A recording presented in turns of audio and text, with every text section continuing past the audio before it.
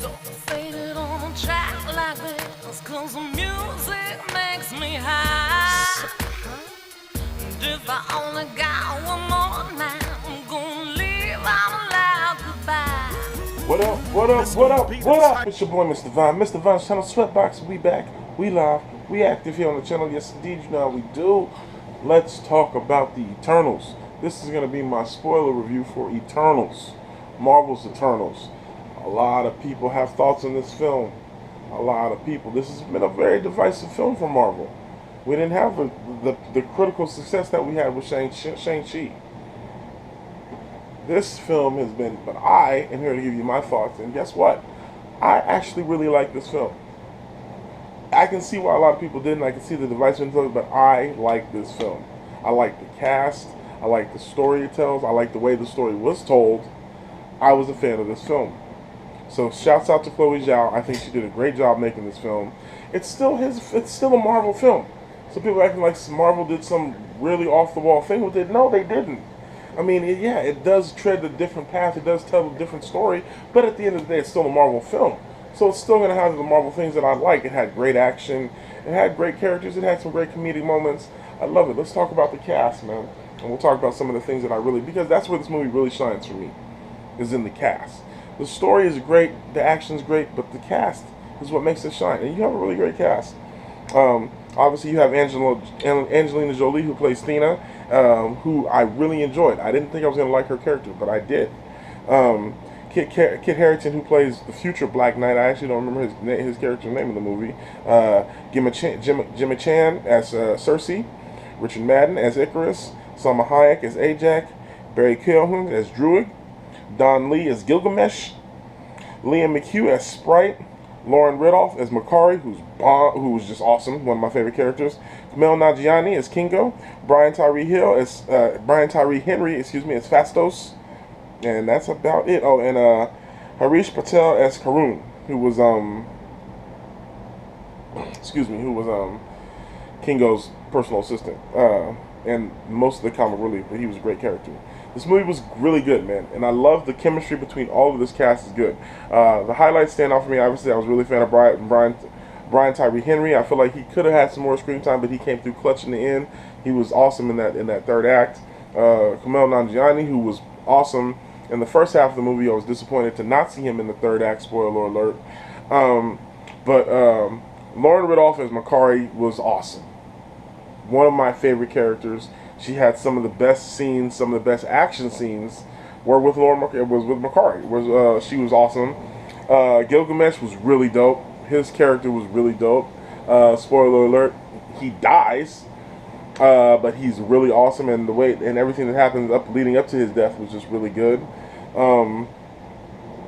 Cersei and Icarus, played by Gemma Chan and Richard Madden respectively, are the core of this movie. They're the main characters. They're the ones we spend the most time with. Ajax plays the healer of the group. You know what I'm saying? And just if you've played your RPGs, you know you got to have a healer. She's the original leader until she spoiler alert gets killed by Icarus. Druig is the mind control, and his story, I really liked him as a character. I want to see more of him. I also feel like Druig was one of the characters that kind of got shortchanged a little bit in this movie too. Big cast, and it's going to happen. So he's still alive. He didn't die, so hopefully we'll get to see more of him.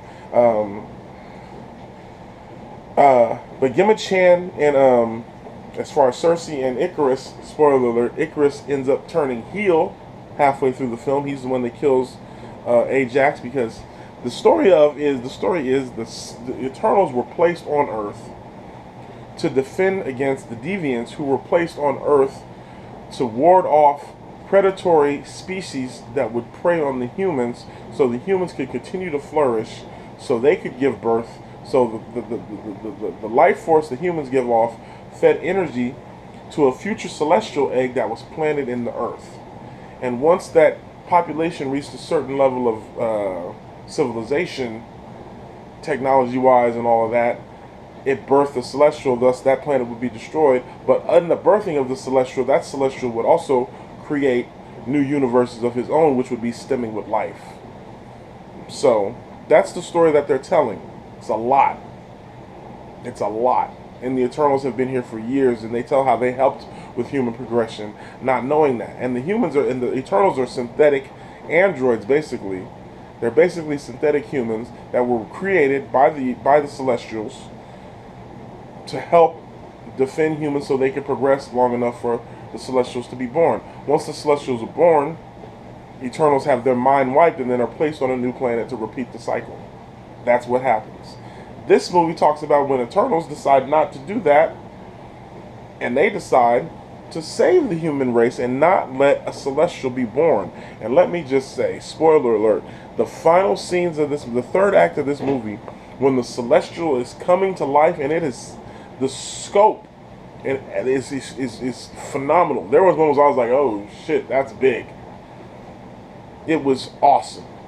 And that final fight against Phastos, Cersei, and Icarus, and Sprite, it was very good. I loved it. I thought it was really well done. I loved it. I love the decision to have Kingo sit out, because he agreed with Icarus, but he said, I'm not going to fight my family. I love you guys too much. So he just decides to sit out. And I also love the fact that Athena, Angelina Jolie's character, went crazy because of the past memories that she kept having, because they weren't doing a good job of wiping her memory. So it caused her to go crazy and attack her friends. Her story was awesome. So I feel like they just did a really good job with this movie. Granted, there are some shortcomings because so many characters and a lot of a complex story, and a very complex story. So I get it. I can understand why a lot of people don't get this. But for me, I was here for it. I was here for it. And then the way it weaves in to the rest of the Marvel Cinematic Universe. Why didn't you guys help with Thanos?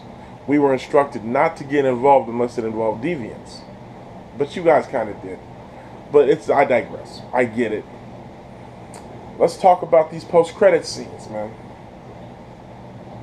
The post-credit scene where we get Thanos' brother, Enos, what was his name? Played by Harry Styles, of course. They got to do it.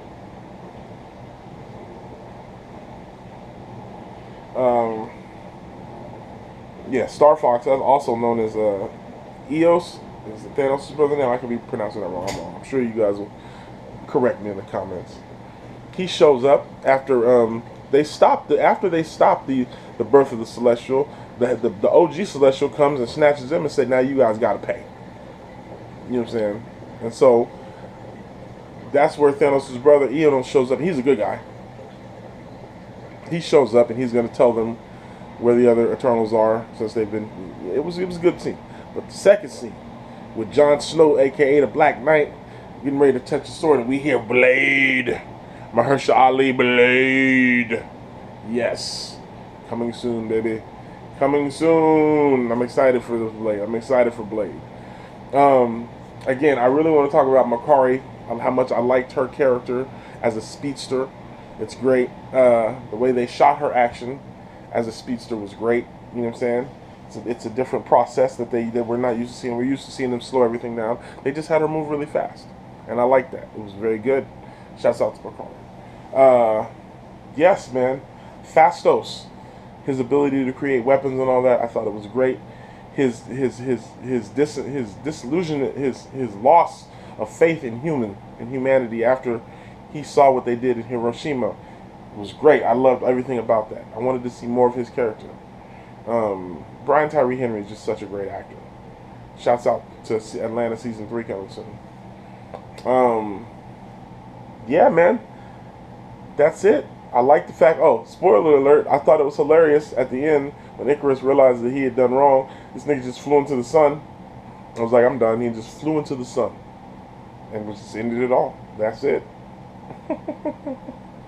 But the end of this movie was really good. I like how, again, I spoke about how impressed I was with the scope of the Celestial coming to life and coming and hatching out of the earth. It was stellar. And then now, in the MCU world, there's just going to be a giant Celestial hand and half a head in the middle of the ocean. That's now been turned to marble. I guess that's what they're going to go with. Okay, I'm here for it. It's whatever. I still really enjoyed this movie. and I recommend it. I can get it if you're not on board with this, and I listen to the criticisms, I'm not saying you're wrong. I just don't. They weren't criticisms that I found. They weren't criticisms from me. I really enjoyed this movie. I'm going to give Eternals a 7.9 out of 10. Not as good as Dune, but still a very good movie, and I can't wait to watch it again. So that is my review of Marvel's Eternals. Let me know what you guys think in the comment section. Leave your thoughts. Make sure you like, share, and subscribe. And as always, click those notifications. Make sure you check out the travel vlogs and all the other videos that we got up. Until next time, you know how we do. Peace. I'ma go to the ends with you. I'ma go to the end with you. I'ma go.